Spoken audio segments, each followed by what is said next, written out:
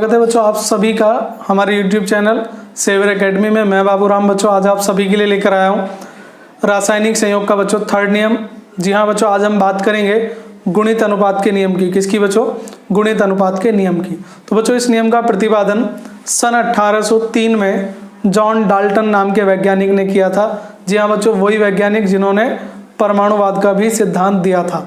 जी हाँ बच्चों, John Dalton ने सन 1803 में एक नियम दिया था उन तत्वों के लिए जब दो या दो से ज़्यादा तत्व, जब कोई दो तत्व मिलकर दो या दो से अधिक यौगिक बनाते हैं। तो आइए बच्चों देखते हैं कि इस नियम में क्या उन्होंने बताया था।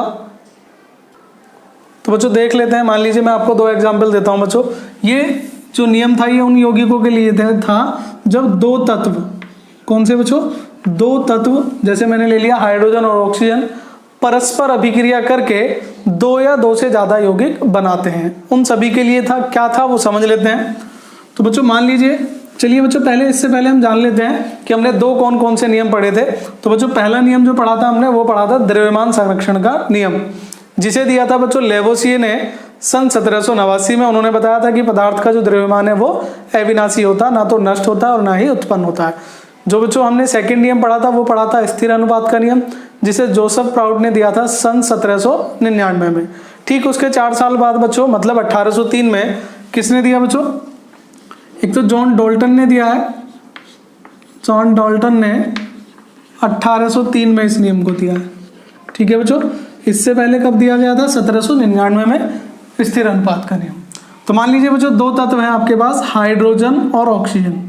ठीक है बच्चों, तो हाइड्रोजन और ऑक्सीजन परस्पर अभिक्रिया करके दो कंपाउंड बनाते हैं। एक का नाम सुना होगा बच्चों आपने H2O, दूसरे का नाम होता है H2O2। क्या नाम होता है बच्चों? H2O2। ये जल है और इसका नाम होता है बच्चों हाइड्रोजन पेरोक्साइड। क्या नाम होता है? Hydrogen peroxide. तो बच्चों हाइड्रोजन और ऑक्सीजन परस्पर अभिक्रिया करके दो प्रकार के कंपाउंड बनाते हैं, एक जल और दूसरे का क्या नाम है बच्चों? Hydrogen peroxide. तो बच्चों हाइड्रोजन पेरोक्साइड आपने देखा होगा, अगर आप कभी डॉक्टर के पास जाने का मौका मिला है और आपने देखा है कि जब डॉक्टर कभी ट्रीटमेंट करते हैं, ठीक है बच्चों, ट्रीटमेंट में मेरा मतलब है कि जब किसी के बैंडेज वगैरह बांधते हैं, पट्टी वगैरह करते हैं, कोई जख्म होता है, तो उसको साफ करने के लिए जो व्हाइट कलर का लिक्विड यूज करते हैं वो होता है हाइड्रोजन पेरोक्साइड। इसका काम बच्चों जख्मों को साफ करने के लिए किया जाता है, घाव को साफ करने के लिए। H2H और O बच्चों क्रिया करके दो यौगिक बनाते हैं, H2O और H2O2। आइए बच्चों देखते हैं हाइड्रोजन और ऑक्सीजन। तो बच्चों H2O में जो है हाइड्रोजन कितने हैं? 2, तो इसका परमाणु भार कितना होता है? 2। ऑक्सीजन का कितना होता है बच्चों? 16। हाइड्रोजन का परमाणु भार बच्चों कितना होता है? 1। ऑक्सीजन का कितना होता है? 16। कार्बन का कितना होता है बच्चों? 12। तो हाइड्रोजन का परमाणु भार कितना होता है बच्चों? 1। कितने हाइड्रोजन थे? 2। ऑक्सीजन का कितना हो गया? 16। तो इसका मतलब ये हुआ बच्चों H2O में हाइड्रोजन और ऑक्सीजन का अनुपात कितना है? 2 और 16। मतलब हाइड्रोजन के 2 ग्राम से ऑक्सीजन के 16 ग्राम संयोग करते हैं। ग्राम में ले लूँ अगर, तो ये पॉइंट बन जाएगा हमारा कि हाइड्रोजन के 2 ग्राम से ऑक्सीजन के 16 ग्राम संयोग करते हैं। दूसरे कंपाउंड में देखते हैं बच्चों क्या है। दूसरे कंपाउंड में हाइड्रोजन कितने बच्चों? 2, तो मतलब कितने ग्राम हो गया? 2 ग्राम। ऑक्सीजन कितना हो गया बच्चों आपका? 2 ऑक्सीजन है तो कितना हो गया? 32 ग्राम। कितना हो गया? 32 ग्राम। ठीक है बच्चों, अब देखिए हाइड्रोजन के दोनों वेट कैसे हैं? कांस्टेंट है। कैसे हैं बच्चों? कांस्टेंट है। और ऑक्सीजन का अनुपात कितना है बच्चों? एक में 16 और एक में 32, तो 16 अनुपात 32। तो कितना हो गया बच्चों? 1 अनुपात 2। तो बच्चों यही जो नियम है ये था आपका गुणित अनुपात का नियम। किसका बच्चों? गुणित अनुपात का नियम। अब समझते हैं क्या था बच्चों वो नियम।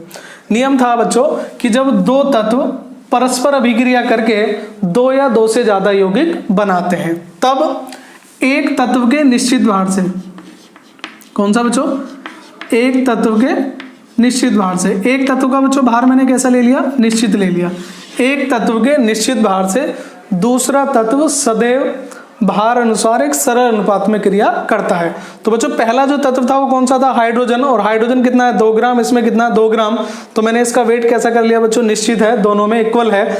तो 2 ग्राम हाइड्रोजन से जब ऑक्सीजन ने संयोग किया तो एक बार किया 16 ग्राम ने और दोबारा किया है 32 ग्राम ने। तो 16 और 32 का जो अनुपात है वो कितना है? 1 अनुपात 2। ठीक है, आइए दूसरे देख लेते हैं। कार्बन और ऑक्सीजन परस्पर क्रिया करके दो प्रकार के कंपाउंड बनाते हैं बच्चों। एक आपने सुना होगा CO, दूसरा होता है CO2। इसको तो आप जानते ही बच्चों, CO2 क्या होता है? Carbon dioxide. CO क्या होता है बच्चों? Carbon monoxide. क्या होता है बच्चों? कार्बन मोनोऑक्साइड और कार्बन डाइऑक्साइड। इसमें देखिए बच्चों, फर्स्ट में कार्बन का वेट बच्चों मैंने कितना बताया था? 12। तो कार्बन का कितना ग्राम है बच्चों? 12। ऑक्सीजन कितना? 1, तो कितना हो गया? 16। ठीक है बच्चों। दूसरे वाले में कार्बन कितना? 1 मतलब 12। ऑक्सीजन कितना बच्चों आपका? तो मतलब 32। इसमें भी अगर आप देखें बच्चों, कार्बन का जो वेट है आपका वो 12 ग्राम कांस्टेंट है। नहीं होता तो बच्चों आप बराबर कर सकते हैं। तो कार्बन का दोनों में वेट कितना है? बराबर है। और ऑक्सीजन का अनुपात कितना बच्चों यहाँ पर? 16:32, मतलब 1:2। तो यहाँ भी आप देख सकते हैं बच्चों, क्या देख सकते हैं कि कार्बन के एक निश्चित भार से ऑक्सीजन सदैव एक सरल अनुपात में क्रिया करता है, मतलब 16 और 32 के अनुपात में क्रिया करता है, मतलब 1:2 के अनुपात में क्रिया करता है।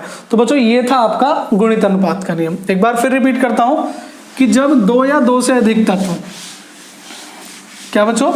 जब 2 या 2 से अधिक तत्व परस्पर क्रिया करके 2 या 2 से अधिक यौगिक बनाते हैं बच्चों, मिनिमम ये नियम तभी लागू होगा जब 2 से ज्यादा कंपाउंड बनेंगे। तो क्या होता है कि एक तत्व का निश्चित भार से दूसरा तत्व भार अनुसार एक सरल अनुपात में क्रिया करता है। आइए इसे एक बड़े उदाहरण के माध्यम से समझ लेते हैं बच्चों। नाइट्रोजन और ऑक्सीजन परस्पर क्रिया करके 5 यौगिक बनाते हैं बच्चों, 5 ऑक्साइड बनाते हैं बच्चों अपने। कितने ऑक्साइड बनाते हैं? 5। ठीक है बच्चों। कितने प्रकार के ऑक्साइड बनाते हैं बच्चों? 5 प्रकार के ऑक्साइड बनाते हैं। देखें कौन कौन से। पहला होता है बच्चों N2O, इसी को बोलते हैं बच्चों लाफिंग गैस। क्या बोलते हैं? लाफिंग गैस या हास्य गैस, नाइट्रस ऑक्साइड बोलते हैं। NO नाइट्रिक ऑक्साइड होता है। N2O3 नाइट्रोजन ट्राई ऑक्साइड होता है बच्चों। एक होता है N2O4, एक होता है आपका N2O5। क्लियर बच्चों। देखिए N2O4 को हम जनरली NO2 भी कह देते हैं। क्या कह देते हैं? NO2। क्लियर बच्चों। तो आप देख रहे हैं बच्चों, नाइट्रोजन कितने? 2, यहाँ कितने? 2, यहाँ कितने? 2, यहाँ कितने? 2, इसमें कितना है? 1। तो बच्चों इसको भी मैं कन्वर्ट कर लेता हूँ N2O2 में। किस में कन्वर्ट कर लेता हूँ? N2O2 में। तो बच्चों जनरली मैं दोबारा से लिख लेता हूँ, आपको समझाने के लिए अलग से लिख देता हूँ। मैं पहले ही बच्चों नाइट्रोजन का वेट कैसा कर रहा हूँ? बराबर कर रहा हूँ। या तो बाद में करना पड़ेगा बच्चों, या मैंने पहले ही कर लिया बच्चों। तो नाइट्रोजन के जो बच्चों ऑक्साइड हैं वो कितने होते हैं? 5। तो बच्चों मैंने पांचों के नाम N2O की फॉर्म में लिख लिए। N2O, N2O2, N2O3, N2O4, N2O5। Clear बच्चों। तो यहाँ अगर आप देखें तो नाइट्रोजन का बच्चों जो वेट है, नाइट्रोजन का परमाणु भार होता है बच्चों 14। कितना होता है? 14। क्लियर। तो यहाँ कितने नाइट्रोजन है? 2, 2, 2, 2, 2। तो मतलब 14 दूनी 28, 28, 28, 28 और 28। तो मतलब बच्चों एक तत्व का वेट कैसा हो गया? 28। अगर मैं यहाँ NO लिखता तो कितना हो जाता? 14। मतलब उसके परमाणुओं को मुझे 2 से गुणा करके 28 में कन्वर्ट करना था। और ये बच्चों ऑक्सीजन देखें, इसमें कितना? 1, 16, इसमें कितना? 2, 32, इसमें कितना? 3, 48, इसमें कितना? 4, 64 और इसमें कितना? 5 मतलब 80। तो बच्चों मैंने बताया था कि एक तत्व के निश्चित भार से, एक तत्व का भार ऑलरेडी निश्चित है। ठीक है बच्चों। अगर मैं N2O2 को NO लिखता, क्या लिखता बच्चों? NO। अलग से बता देता हूँ, NO लिखता तो ये आता बच्चों 14:16। कितना आता? 14:16। तो ये सब 28 होते हैं और ये कितना होता? 14। तो मुझे इसमें 2 से गुणा करनी पड़ती, कितना हो जाता? 28:32। ऐसे बराबर कर लेते हैं बच्चों। ठीक है। तो बच्चों कैसा हो गया? एक तत्व के निश्चित भार से, भार कैसे हो गए बच्चों? निश्चित। दूसरे तत्व के जो भार है वो बच्चों किस अनुपात में क्रिया करता है? ऑक्सीजन 16, 32, 48, 64 और 80 के अनुपात में क्रिया करता है। सरल अनुपात में डिवाइड करें, 16 दूनी 32, 16 × 48, 16 × 64, 16 × 5 = 80। तो अनुपात कितना आ गया बच्चों? 1:2, 1:3, 1:4 और 1:5।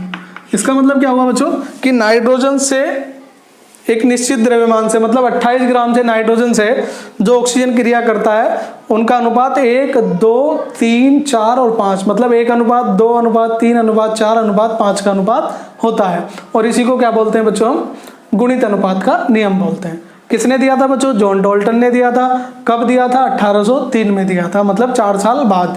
किसके 4 साल बाद, स्थिर अनुपात के नियम के ठीक 4 साल बाद। क्लियर बच्चों।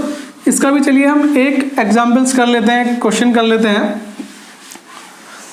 तो बच्चों कार्बन और ऑक्सीजन के, एक क्वेश्चन है बच्चों, कार्बन तथा ऑक्सीजन के दो यौगिक, किस किस के हैं बच्चों, कार्बन तथा ऑक्सीजन के दो यौगिकों में से प्रत्येक के 100 ग्राम में, किसमें बच्चों, कार्बन और ऑक्सीजन के दो यौगिकों के प्रत्येक के 100 ग्राम में, एक में बच्चों 27.3 ग्राम कार्बन है और दूसरे में जो बच्चों है वो है 42.36 ग्राम कार्बन है। क्लियर बच्चों। और आपसे कहा गया है कि सिद्ध कीजिए या स्पष्ट कीजिए कि ये गुणित अनुपात के नियम का पालन करते हैं। क्लियर बच्चों। तो कार्बन और ऑक्सीजन के बच्चों दो कंपाउंड हैं, कार्बन और ऑक्सीजन। क्लियर बच्चों। तो कार्बन और ऑक्सीजन के दो कंपाउंड होने की वजह से बच्चों मैं पहले वाले में देखता हूं, प्रथम यौगिक के लिए, किसके लिए बच्चों, चलिए टेबल नहीं बनाते, डायरेक्ट कर लेते हैं क्वेश्चन। बच्चों आप ऊपर देख पा रहे होंगे प्रथम यौगिक के लिए बच्चों, ठीक है। तो प्रथम यौगिक के लिए क्या है बच्चों, प्रथम यौगिक के लिए बच्चों कार्बन का द्रव्यमान कितना है,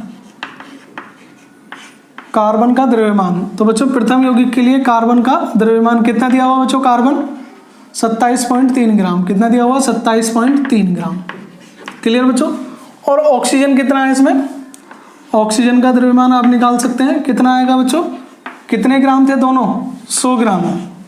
तो कितना आ जाएगा बच्चों, 100 माइनस 27.3, 10 में से 3 गए बच्चों 7, 9 में से 7 गए 2 और 9 में से 2 गए 7, कितना आ गया बच्चों, 72.7 ग्राम। कितना आ गया बच्चों आपका, 72.7 ग्राम। तो बच्चों पहले वाले कंपाउंड में कार्बन का द्रव्यमान कितना, 27.3 ग्राम, ऑक्सीजन का द्रव्यमान कितना, 72.7 ग्राम। अगर आप दूसरे वाले ये कंपाउंड में देखें तो कार्बन कितना है, 42.3 ग्राम। तो नियम क्या कहता है बच्चों, एक तत्व के निश्चित भार से, तो यहाँ कितने ग्राम कार्बन था, 27, यहाँ कितना 42, तो निश्चित तो है ही नहीं बच्चों, स्थिर भी नहीं है, तो हमें क्या करना पड़ेगा, दोनों को अलग अलग करना पड़ेगा। तो बच्चों इसका क्या मतलब हुआ कि 27.3 ग्राम कार्बन क्रिया करता है 72.7 ग्राम ऑक्सीजन से, किससे बच्चों, 72.7 ग्राम ऑक्सीजन से। तो 1 ग्राम कार्बन कितने से संयोग करता है बच्चों, 1 ग्राम कार्बन क्रिया कर देगा, तो कितना हो जाएगा बच्चों, 72.7 डिवाइड बाई बच्चों 27.3, ठीक है बच्चों। तो यहां से आ जाएगा बच्चों 27 दूनी 54, 27 दूनी 54, कंप्लीट डिवाइड कर लीजिएगा बच्चों, आंसर आ जाएगा 2.66, कितना आ गया, 2.66। तो बच्चों 1 ग्राम कार्बन से कितने ग्राम ऑक्सीजन क्रिया करता है, 2.66 ग्राम। क्लियर बच्चों। ये हो गया आपका प्रथम नमूना। द्वितीय नमूने के लिए बात कर लेते हैं बच्चों।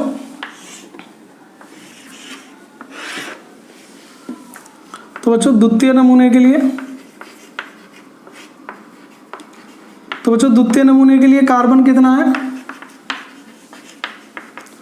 कार्बन का द्रव्यमान बच्चों, तो कार्बन का जो द्रव्यमान दिया हुआ बच्चों वो दिया हुआ 42.3 ग्राम, कितना दिया हुआ बच्चों, 42.3 ग्राम।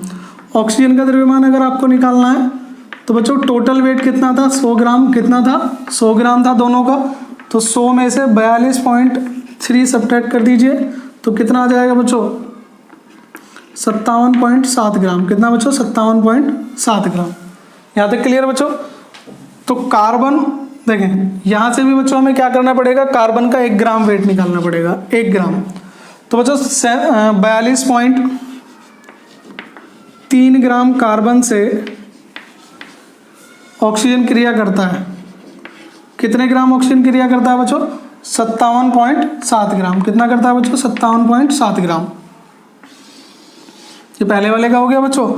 42.3 ग्राम कार्बन ऑक्सीजन से क्रिया करता है, कितने, 57.7 ग्राम से, और 1 ग्राम कार्बन से कितने ग्राम ऑक्सीजन क्रिया करेगा? तो ऑक्सीजन करेगा बच्चों 57.7 डिवाइड बाई 42.3। ठीक है बच्चों, 3 से आप इसे डिवाइड कर सकते हैं। ठीक है बच्चों, डिवाइड करने पर आएगा इसका 1.33। कितना बच्चों? 1.33। कंप्लीट डिवाइड कीजिएगा बच्चों। तो मैंने देखा बच्चों पहले 1 ग्राम कार्बन से कितने ग्राम ऑक्सीजन क्रिया करता है? 2.6 ग्राम।